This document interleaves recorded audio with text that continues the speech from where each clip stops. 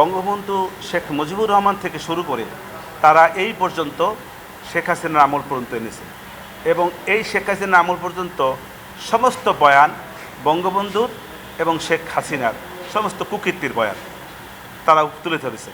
আমার বক্তব্য হইল, আপনারা যদি ঠিক আছে মানলাম যে আমার বঙ্গবন্ধু এই যে আমার আসামিরা ধরেন তাদের কুকীর্তিকে যদি যুক্তির কাছে ধরেও নেই, তাইলে আপনি আমার সুকীর্তিগুলো তাদের উঠানো উচিত ছিল।